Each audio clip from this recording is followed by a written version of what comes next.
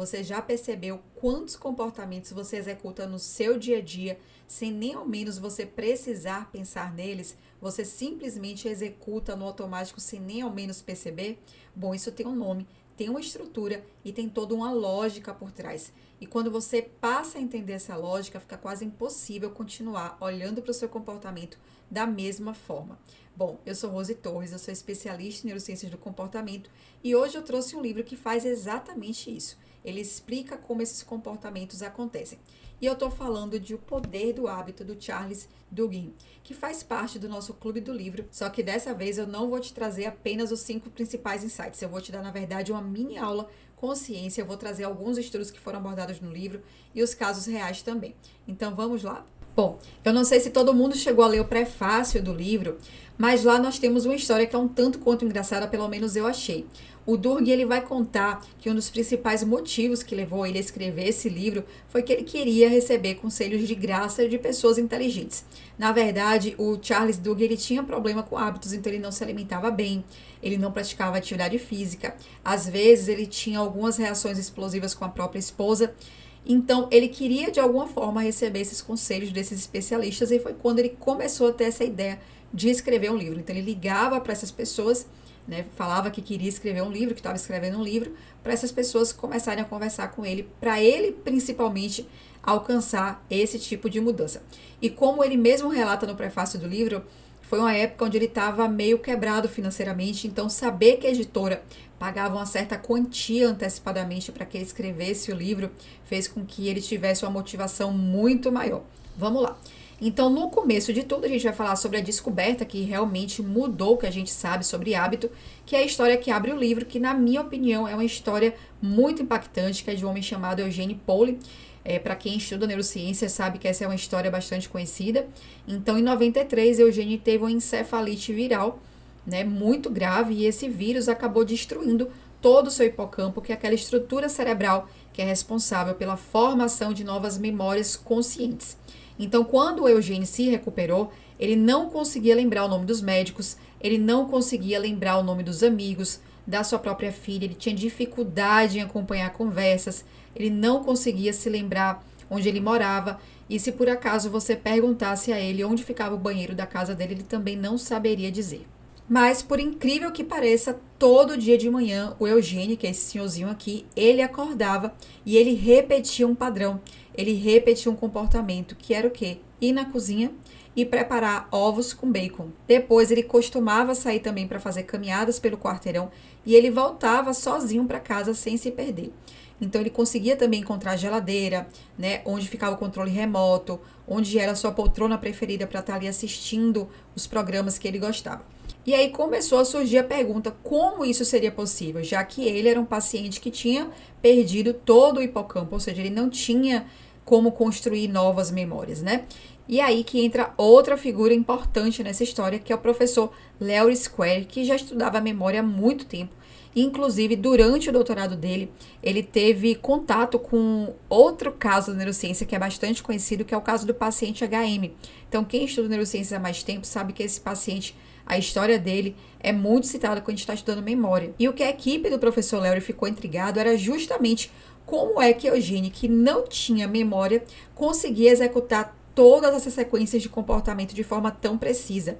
E a resposta para essa pergunta estava numa estrutura que fica bem no centro do nosso cérebro, chamado gânglios da base, ou núcleos da base, que é uma região mais primitiva e formada por várias áreas e que não depende do hipocampo e que é capaz de estar ali armazenando padrões. Então, o caso de Eugênio foi a prova clínica de que hábito e memória são sistemas separados do nosso cérebro.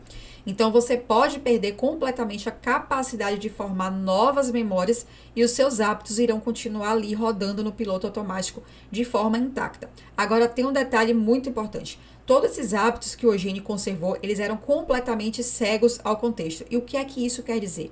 Simplesmente que se tivesse alguma alteração naquele padrão que ele já conhecia, ele não conseguia executar o comportamento.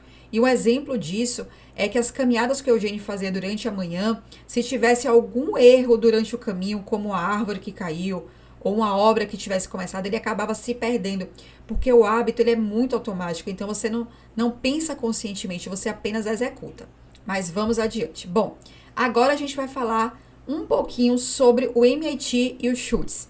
Então, na mesma época em que esses pesquisadores estavam lá estudando Eugênio, duas descobertas científicas estavam confirmando em laboratório o que o caso deles já sugeria. E a primeira veio do MIT, onde os pesquisadores colocavam um ratinho dentro de um labirinto em formato de T, que é um experimento muito utilizado nas neurociências até hoje.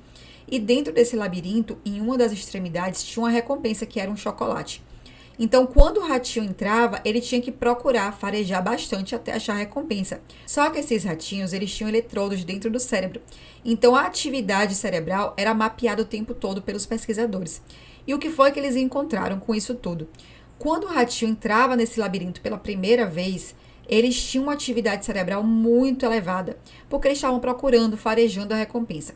Só que esses ratinhos eram colocados ali dia após dia para fazer um treinamento. E depois de repetir esse experimento por algum tempo, os ratinhos eles iam direto para o chocolate. E o que os pesquisadores perceberam é que eles tinham uma atividade cerebral elevada no começo, onde eles entravam aqui no labirinto. A partir do momento que eles reconheciam o caminho e que sabiam o que tinham que fazer, essa atividade cerebral ela diminuía. Então esses ratinhos, eles haviam empacotado toda a sequência de ações, entrar no labirinto, virar à esquerda, correr, pegar o chocolate, em um único bloco de comportamento automático. E esse processo tem nome e é chunking. E é exatamente o que os gânglios da base fazem. Eles pegam a sequência de repetição e transformam em um único arquivo que roda sozinho sem custar tanta energia para o nosso cérebro. Bom, e a segunda descoberta veio do neurocientista Wolfram Schultz, que lá na década de 90 ele monitorava um macaco, que o nome era Júlio, né? Então, Júlio estava sendo ensinado a apertar uma alavanca para receber um suco de amora. E Júlio tinha eletrodos no cérebro dele também para ter o mapeamento da atividade cerebral. O que Schultz percebeu era que no começo o cérebro do Júlio ele disparava apenas quando o suco chegava, o que fazia sentido porque o suco era uma recompensa ali para ele. Mas depois de muitas repetições, o disparo neurológico não acontecia mais quando ele recebia o suco. Acontecia no momento em que a luzinha acendia, o que era a deixa para ele apertar a alavanca. E o que isso quer dizer é que o cérebro do Júlio já estava esperando pelo suco.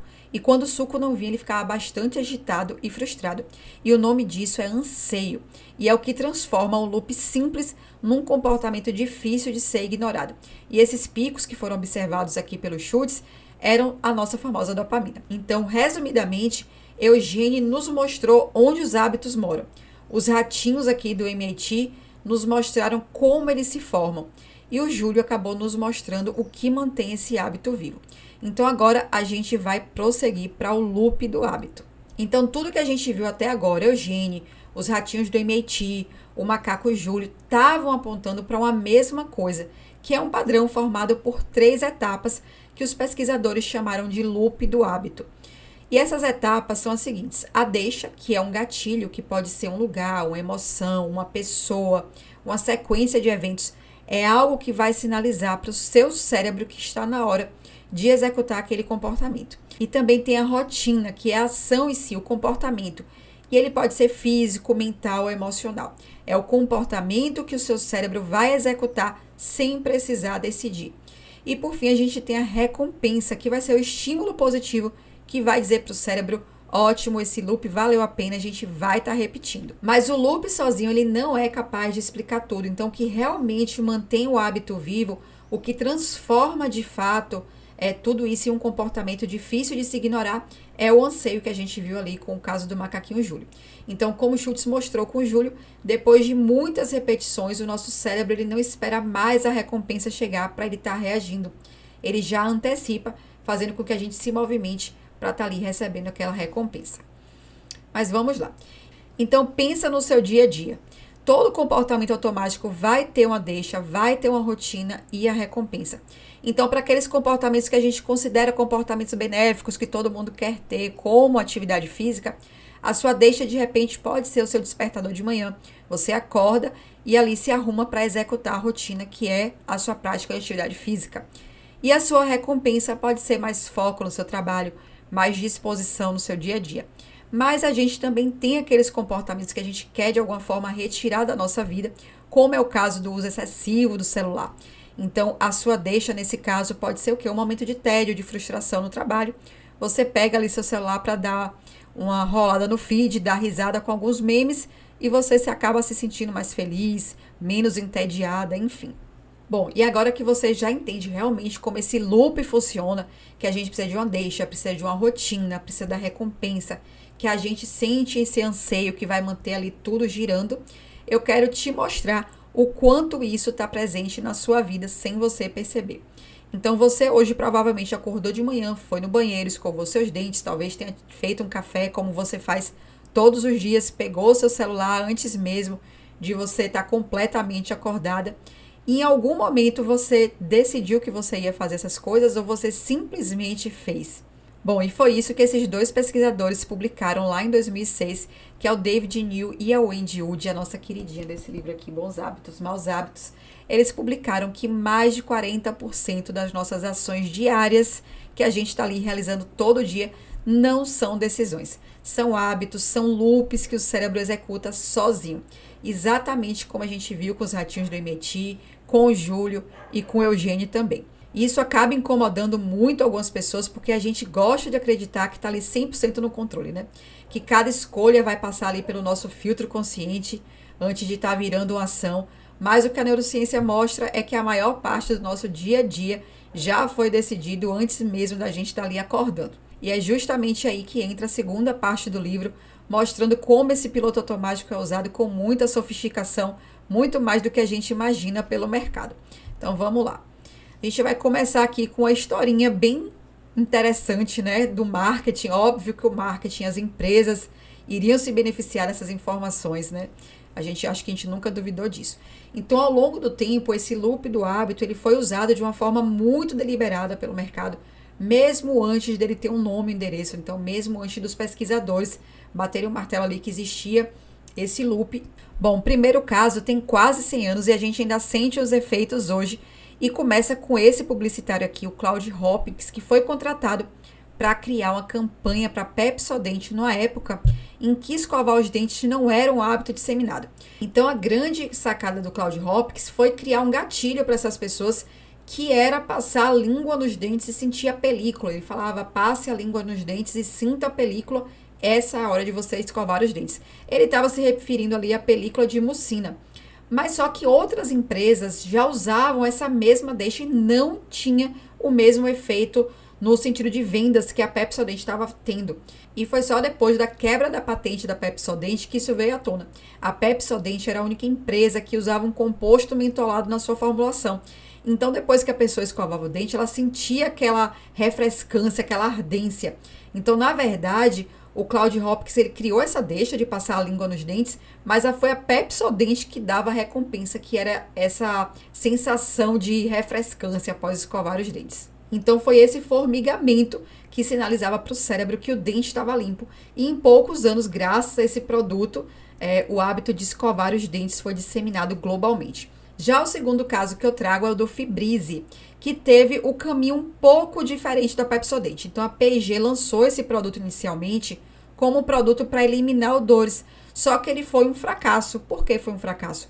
Porque a deixa estava errada, ela não era disparada. As pessoas que realmente precisavam de um produto para eliminar odores, ou seja, pessoas que criavam cachorro, que criavam gato ou algum tipo de animal, enfim, elas não conseguiam sentir que tinham um odor desagradável dentro da casa. Então essa deixa não era disparada. E aí o pessoal da P&G investiu muito em pesquisa, investiu muito em cientistas comportamentais para entender o que é que estava precisando, o que é que estava faltando para vender o produto. E aí eles começaram a ir na casa de algumas pessoas, ver como é que elas faziam a rotina de limpeza. E foi quando eles se depararam com a dona de casa que usava o Febreze, já tinha usado alguns frascos, só que ela usava da forma que não era convencional para a galera que tinha desenvolvido o produto. Ela usava depois da limpeza. E ela dizia que aquilo dava um sentimento de que tudo estava limpo, que era a recompensa dela. Então a P&G teve que refazer toda a estrutura de marketing do produto e acabou colocando uma essência, um cheirinho, que era justamente para isso, para a pessoa colocar na casa depois que tivesse completado ali sua rotina de limpeza. E isso, de certa forma, funcionou, porque até hoje a gente, depois que faz nossa rotina de limpeza na nossa casa, a gente coloca um cheirinho, um home spray. Eu não uso Febreze, eu gosto de um da Vatim, mas eu sempre coloco um cheirinho na minha casa. Mas vamos adiante. Bom, agora a gente vai falar sobre os hábitos angulares, né, que a gente realmente entra nessa parte 2 do livro. A gente se depara com o conceito de que nem todo hábito tem o mesmo peso. Então, alguns hábitos acabam mudando e desencadeando uma reação em cadeia que vão arrastar outros comportamentos juntos. E o Dugan chamou isso de hábitos angulares. E o exemplo organizacional mais famoso que o livro traz é do Paul O'Neill, esse cara aqui que foi CEO da Alcoa, que é uma indústria que trabalha com aço. Então, quando Paul O'Neill assumiu a Alcoa, ele ignorou completamente as métricas financeiras, né, deixando ali os investidores de cabelos em pé e focou apenas em uma coisa. Ele queria que a Alcoa fosse uma empresa com 0 acidentes de trabalho. Só que para atingir essa meta, a empresa ela precisou passar por toda uma reestruturação. Ela precisou reformular toda a sua comunicação interna e isso acabou transbordando para a qualidade, para a produção e para a eficiência, tornando a Alcoa uma das empresas mais lucrativas dos Estados Unidos. Bom, esses hábitos angulares, eles não ficam restritos apenas ao campo organizacional. Então, no campo individual, o livro traz o exemplo do Michael Phelps, que como é que isso funcionava com ele. O treinador dele, o Bob, não focava só na técnica de natação. Então, ele ensinou ao Phelps a criar uma rotina muito rígida de visualização antes de cada prova. E esse hábito angular, que era a rotina de visualização, acabou transbordando para outras áreas da vida dele, como o sono, como a alimentação, a concentração, a forma de lidar com a pressão. E o Phelps acabou se tornando o atleta olímpico mais condecorado da história, em grande parte porque um único hábito bem instalado organizou todos os outros ao redor dele. E aí a gente percebe que um hábito angular, ele não vai mudar tudo de vez, mas ele vai criar uma pequena fissura. E é nesse caminho dessa fissura que tudo vai começar a se reorganizar. E na nossa vida, um hábito angular, bastante conhecido, é a atividade física. Porque quando você começa a praticar atividade física, quando você entra ali numa academia e você começa a ficar rodeado de pessoas que estão ali se exercitando junto com você, você vai começar a melhorar seu sono. Você vai procurar um nutricionista, você vai melhorar sua alimentação e vários outros comportamentos. Mas vamos lá. Agora a gente vai falar um pouquinho sobre uma parte que eu gosto muito, que é a parte de como as empresas elas mapeiam o nosso comportamento. Isso quer dizer que nenhum cupom chega ao seu e-mail por acaso. Então o livro ele traz 2 casos que ilustram isso muito bem. E o primeiro é o da Target, que descobriu que gravidez é o momento em que todos os hábitos de consumo ficam mais abertos à mudança e, consequentemente, a muito lucro, né? Quem é pai e mãe sabe que a gente acaba comprando mundos e fundos quando a gente descobre que está grávido, quando a gente descobre que vai chegar um nenenzinho na nossa casa. E aí que o pessoal do marketing da Target ficou interessado nisso e chamou os estatísticos que trabalham lá com eles para criar um algoritmo que fosse capaz de prever se uma mulher estava grávida ou não, só pelo comportamento de compra dela, ou seja, se a mulher estivesse comprando ali mais suplemento de magnésio, ou trocando produtos que tinham perfume por produtos que não tinham fragrância, comprando mais travesseiros, tudo isso era mapeado para saber em que momento da vida essa mulher estava. Inclusive, tem um caso descrito no livro de um pai que foi reclamar com a Target que a filha adolescente estava recebendo muito cupons com produtos para bebê, e depois ele acabou ligando e pedindo desculpa porque a filha dele realmente estava grávida, ou seja, a Target descobriu a gravidez da filha adolescente dele antes mesmo dele. E o segundo caso que eu trago é o do Outcast, aquela banda que fez bastante sucesso com a música Hey Ya. Essa música foi uma música que tinha todos os indicadores para estar ali fazendo sucesso, mas toda vez que ela tocava nas rádios americanas, as pessoas mudavam de estação. Então o que acontecia é que essa música era muito diferente do que as pessoas estavam acostumadas a ouvir. Então, os seus hábitos auditivos não estavam familiarizados com aquele ritmo. E aqui a gente está falando realmente de familiaridade, porque existem áreas do nosso cérebro que são responsáveis por estarem processando a música que a gente escuta, e elas são projetadas para buscarem padrões. E essa música do Outcast fugia um pouco dos padrões que as pessoas estavam acostumadas a escutarem. Então, a solução foi fazer o quê? Um sanduíche. Ensanduicharam essa música entre músicas que eram extremamente familiares para as pessoas, porque assim eles podiam expor essas pessoas à música repetidamente. Um hábito ensanduichado seria o que? A gente tem um hábito aqui que é um hábito familiar, aqui um hábito novo, e um hábito familiar logo em seguida. Então, a exposição a essa música repetidas vezes fez com que as pessoas começassem a gostar da música e no final a música se tornou um dos maiores sucessos e você provavelmente já escutou ela na MTV, assim como eu também escutei. Então, resumindo, tanto o comércio varejista quanto as músicas e tantas outras empresas acabam usando sim esse princípio da familiaridade, assim como os anseios para que possam criar e moldar os nossos padrões de comportamento de consumo. E no final, a Target acabou também usando esse sanduíche de hábito porque eles perceberam que algumas mulheres talvez não quisessem que outras pessoas soubessem que elas estavam grávidas. Então, se eles mandassem um panfleto ou vários cupons com artigos para bebê, essas mulheres poderiam ficar inibidas de irem até a loja. Então, eles começaram a misturar algumas coisas que essa pessoa já comprava com coisas para beber também. Então, também foi um exemplo de um sanduíche, né? Bom, mas agora a gente chega à última parte dessa nossa mini aula, que é os hábitos sociais, que é a terceira parte do livro, que expande tudo que a gente viu para uma escala ainda maior. Então, esses hábitos, eles passam a não existir só dentro dos indivíduos ou organizações e acabam extrapolando para comunidades inteiras. Então, Dugin, ele usa o movimento pelos direitos civis nos Estados Unidos como exemplo, especificadamente o boicote aos ônibus da cidade de Montgomery.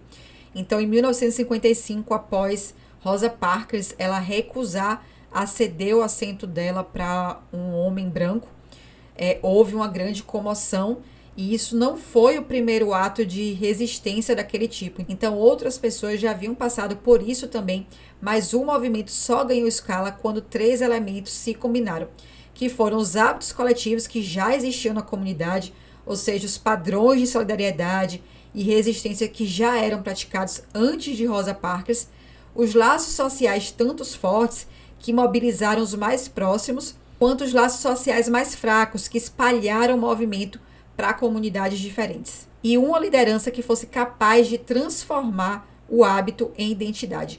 E é aí que entra o papel de fundamental importância que o Martin Luther King Jr. exerceu ao dar às pessoas não só uma causa, mas uma narrativa sobre quem elas eram. Então, nesse caso, a deixa foi o ato da Rosa Parks de não descer do ônibus, de resistir. A rotina foi o boicote aos ônibus de Montgomery e a recompensa foi o senso de dignidade e de pertencimento de toda a comunidade. Então, quando um comportamento coletivo encontra um loop muito bem estruturado, ele se propaga. E é assim que as culturas mudam e é assim que um loop sai de um único indivíduo e passa para uma comunidade como um todo. Bom, e para finalizar, o que precisa ser levado daqui é que o loop do hábito existe em você, existe nas empresas ao redor de você, existe nas comunidades das quais você faz parte. E o que todas essas histórias nos mostram no livro é que o loop ele não é uma sentença, é uma estrutura. E estruturas podem ser compreendidas, podem ser mapeadas e podem ser modificadas. Então, isso não significa que mudar vai ser uma coisa fácil, mas significa que mudar tem uma lógica. E quando você conhece essa lógica, quando você consegue identificar a sua deixa, entende o anseio por trás da sua rotina, encontra uma recompensa ali que vai estar satisfazendo o mesmo impulso de formas diferentes, você para de lutar contra si mesmo no escuro. Bom, então é isso. Eu espero que vocês realmente tenham gostado. E o nosso próximo livro vai ser Essencialismo. E para maiores informações sobre neurociências, sobre o clube e sobre as coisas que estão por vir, me segue lá no Instagram. O link eu vou deixar aqui embaixo nas descrições.